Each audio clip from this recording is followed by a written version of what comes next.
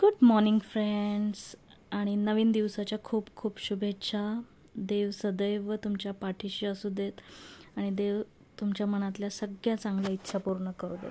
So आज मी माझ्या लंचसाठी बनवते आहे मेथीचे पराठे. मी मेथी स्वच्छ धुवून मॅन्युअल चॉपरमध्ये बारीक करून घेतली आहे. आणि ॲक्च्युली मी जेव्हा पण मेथी चिरते ना ती म्हणावी तितकीशी बारीक होत नाही माझ्याकडनं, म्हणून मी आज विचार केला की मॅन्युअल चॉपरमध्ये करूया. जर आपल्याकडे आहे तर का नाही यूज करायचं. सो आता आपण ह्याच्यामध्ये सगळे मसाले मिक्स करून घेऊया. तर सगळ्यात आधी मी टाकते आहे धने जिऱ्याची पूड.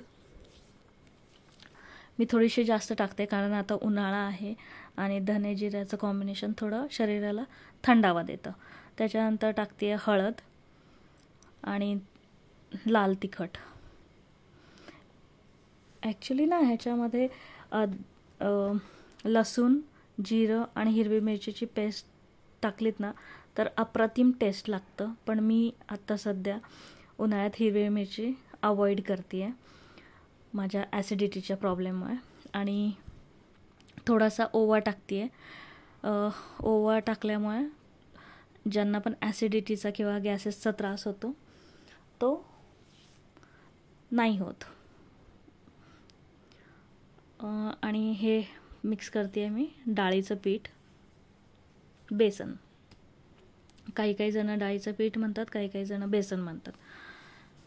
सो तुमच्या कडे जे म्हणत असतील ते. आणि ह्याच्यामध्ये मी मिक्स करते आता गव्हाचं पीठ आणि छान मळून घेतलं आहे मी. आणि तुम्ही बघू शकता मी पराठा लाटूनही घेतला आहे.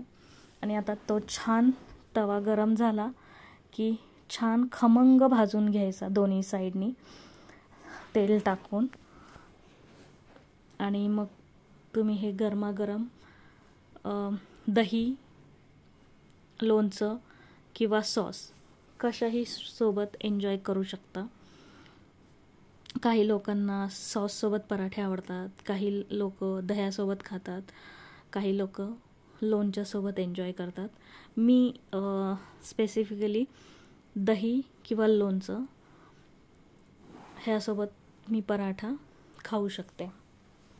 मला सॉस तितकासा नाही आवडत. सो आता आपण सगळे पराठे असे छान तेल लावून खरपूस भाजून घेऊया. आणि तुम्ही बघू शकता चॉपरमध्ये मेथी बारीक करून घेतली आहे, त्याच्यामुळे किती छान सगळे ते एकदम बारीक बारीक छान दिसतंय ते पराठ्यांचा कलर. सगळी मेथी बारीक झाली आहे त्याच्यामुळे. आणि छान आता आपण हे भाजून घेऊयात दोन्हीही साईडनी. तुम्ही बघू शकता किती छान भाजलं जातं आहे आणि ह्याचा कलरही अप्रतिम दिसतोय, अगदी येलोइश ग्रीनिश टाईप. खूप छान कलर आला होता आणि टेस्टला पण छान झाले होते. तर तुम्ही नक्की करून बघा आणि मला सांगा की कसे झाले होते ते. आणि जर तुमचे काही सजेशन्स असतील तर ते पण मला नक्की कळवा. आणि please like, share and subscribe करायला विसरू नका. तुमचं एक लाईक व्हिडिओ बनवायला मोटिवेट करत असतं. आणि जर कोणाला ह्याची रेसिपी हवी असेल तर त्या व्यक्तींना नक्की शेअर करा. कारण खूप लोक असे असतात जे एकटे राहतात आणि ज्यांना काही करायचं असतं. आजकाल सगळे लोकच यूट्यूब बघूनच करतात म्हणा. आपल्याला काही एखादी गोष्ट येत नसेल तर आपण सगळ्यात आधी यूट्यूब बघतो आणि तसं करायचा प्रयत्न करतो. जर तुम्हाला माझी रेसिपी चांगली वाटली असेल तर प्लीज तुमच्या आवडत्या व्यक्तींसोबत शेअर करा. आणि चला तर मग आता मी माझा ब्रेकफास्ट करते, टिफिन पॅक करते आणि आवरून निघते ऑफिसला. सो तुम्ही मस्त खा, मस्त आराम करा आणि तुमचा दिवस एन्जॉय करा.